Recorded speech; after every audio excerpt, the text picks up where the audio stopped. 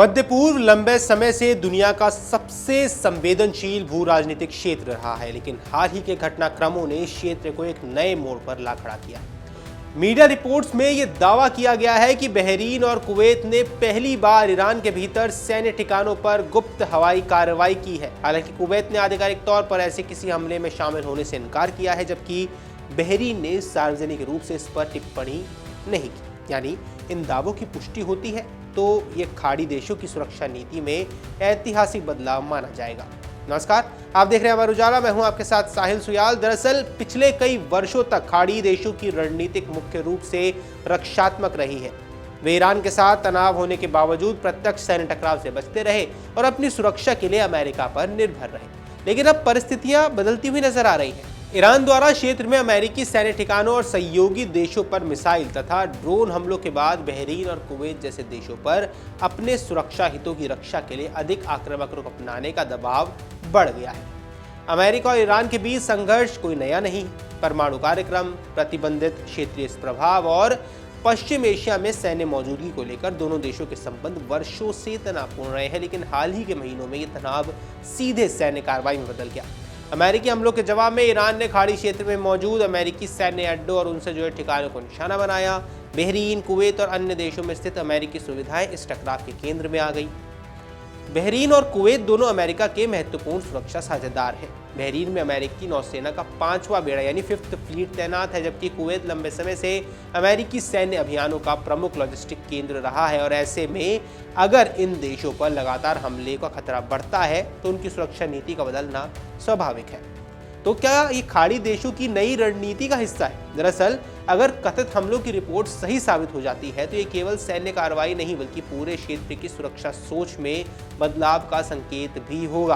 पहले खाड़ी देश ईरान के खिलाफ सीधे युद्ध से बचते थे और या तो कूटनीति या अमेरिकी सुरक्षा ढांचों पर भरोसा किया करते थे। अब संकेत मिल रहे हैं कि वे अपनी सुरक्षा के लिए प्रत्यक्ष सैन्य विकल्पों पर विचार कर रहे हैं। विश्लेषक मानते हैं कि ईरान की बढ़ती मिसाइल और ड्रोन क्षमता ने खाड़ी देशों को यह महसूस कराया कि केवल रक्षात्मक रणनीति पर्याप्त नहीं है। अगर खतरा लगातार बना रहता है तो उसे स्रोत पर ही रोकने की कोशिश की जा सकती है। अमेरिका की भूमिका इस पूरे घटनाक्रम में ज्यादा है क्योंकि अमेरिका लंबे समय से खाड़ी देशों की सुरक्षा का प्रमुख साझेदार रहा है। उसके सैन्य अड्डे बहरीन, कुवैत, कतर और अन्य देशों में मौजूद हैं।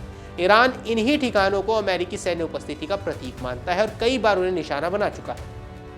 यदि बहरीन और कुवैत वास्तव में किसी सैन्य कार्रवाई में शामिल रहे तो संभावना है इसके पीछे अमेरिकी खुफिया सहयोग, वायु रक्षा समन्वय या रणनीतिक समर्थन रहा। हालांकि इसकी आधिकारिक पुष्टि अब तक नहीं हो पाई है।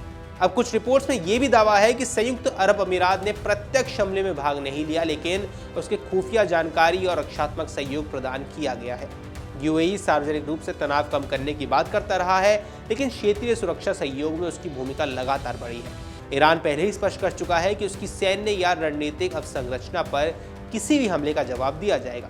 तेहरान का कहना है कि वह अपने हितों की रक्षा के लिए निर्णायक कार्रवाई करेगा और यही कारण है कि विशेषज्ञ इस पूरे घटनाक्रम को क्षेत्रीय युद्ध के और विस्तार की संभावना के रूप में भी देख रहे हैं। अब अगर ईरान जवाबी कार्रवाई करता है तो उसके संभावित लक्ष्य क्या हो सकते हैं?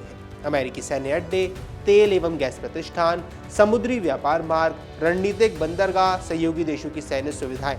दुनिया के लगभग 20% समुद्री तेल व्यापार का रास्ता हॉर्मुज से होकर गुजरता है। यदि यहाँ सैन्य गतिविधियां बढ़ती है या जहाजों पर हमले होते हैं तो वैश्विक ऊर्जा बाजार पर इसका सीधा असर पड़ता है। हाल ही के दिनों में इस क्षेत्र में जहाजों पर हमले और समुद्री तनाव ने पहले ही अंतर्राष्ट्रीय चिंता बढ़ाई हुई है। मध्य पूर्व में हर सैन्य तनाव का पहला असर ऊर्जा बाजार पर पड़ता है। अब अगर निवेशकों को लगता है कि तेल आपूर्ति बाधित होगी तो अंतर्राष्ट्रीय बाजार में कीमतें तेज होने लगती हैं। इसके परिणाम स्वरूप पेट्रोल और डीजल महंगे हो जाएंगे, एलपीजी कीमतों पर दबाव बढ़ेगा, वैश्विक महंगाई बढ़ जाएगी, एयरलाइंस और परिवहन कंपनियों की लागत बढ़ेगी और भारत अपनी ऊर्जा जरूरतों का बड़ा हिस्सा पश्चिम एशिया से ही आयात करता है। इसलिए भारत के लिए यहाँ चिंता का विषय ज्यादा हो जाता है। अब भारत के लिए केवल विदेश नीति का ही ये विषय नहीं है बल्कि आर्थिक चुनौती का भी है। भारत के सामने कई चुनौतियां हैं।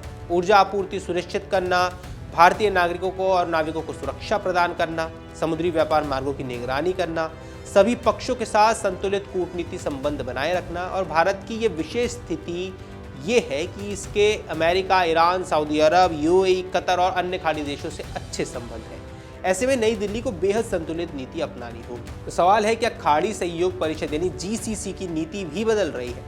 अब तक जीसीसी देशों की प्राथमिकता आर्थिक विकास, निवेश और क्षेत्रीय स्थिरता रही है, लेकिन अगर सुरक्षा खतरे लगातार बढ़ते हैं तो ये संगठन अधिक सामूहिक सैन्य सहयोग की दिशा में भी आगे बढ़ सकता है, क्योंकि विशेषज्ञ मानते हैं कि भविष्य में संयुक्त वायु रक्षा प्रणाली, साझा खुफिया नेटवर्क, समुद्री सुरक्षा सहयोग, संयुक्त सैन्य अभ्यास जैसे कदम और तेज हो सकते हैं।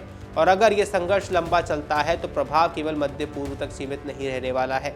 इसके संभावित असर अंतर्राष्ट्रीय व्यापार पर पड़ सकते हैं, जहां अंतर्राष्ट्रीय व्यापार महंगा हो जाएगा, बीमा प्रीमियम बढ़ सकते हैं, शिपिंग कंपनियां वैकल्पिक मार्ग तलाश सकती है, साथ ही वैश्विक आपूर्ति श्रृंखला भी प्रभावित हो सकती है। शेयर बाजारों में अस्थिरता भी बढ़ सकती है। तो ऐसे में क्या पूर्ण युद्ध की आशंका है? क्योंकि ये कहना अभी जल्दबाजी होगी कि पूरा क्षेत्र व्यापक युद्ध की ओर बढ़ रहा है, लेकिन घटनाक्रम ये संकेत जरूर देते हैं कि जोखिम पहले की तुलना में काफी बढ़ गया है।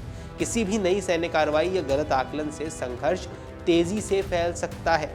तो कुल मिलाकर कुवैत और बहरीन द्वारा ईरान के खिलाफ कथित सैन्य कार्रवाई की खबरें भले ही पूरी तरह आधिकारिक रूप से पुष्ट नहीं हुई है और कुवैत ने इनकार भी किया, फिर भी उन्होंने मध्य पूर्व की बदलती सुरक्षा राजनीति पर गंभीर बहस छेड़ी है। यदि खाड़ी देश वास्तव में रक्षात्मक नीति छोड़कर प्रत्यक्ष सैन्य कार्रवाई की दिशा में बढ़ रहे हैं तो ये पूरे क्षेत्र के शक्ति संतुलन को बदल सकता है। इसका असर केवल अमेरिका और ईरान तक सीमित नहीं रहने वाला है, बल्कि ऊर्जा बाजार, वैश्विक व्यापार, समुद्री सुरक्षा और भारत जैसे ऊर्जा आयातक देशों की अर्थव्यवस्था पर भी पड़ेगा। आने वाले दिनों में कूटनीतिक प्रयास, सैन्य गतिविधियां, अंतर्राष्ट्रीय प्रतिक्रिया ये तय करने वाली हैं कि ये घटनाक्रम सीमित तनाव तक रहेगा या पश्चिम एशिया एक और बड़े क्षेत्रीय संघर्ष की ओर बढ़ने वाला है। बाकी इस पर आपकी जो कुछ भी राय है हमें कमेंट सेक्शन पर जरूर बताएं। फिलहाल तो इस वीडियो में इतना ही। नमस्कार। अगर आप ये वीडियो YouTube पर देख रहे हैं तो हमारे चैनल को सब्सक्राइब कर बेल आइकन दबाएं और Facebook पर देख रहे हैं तो हमारे पेज को लाइक करें।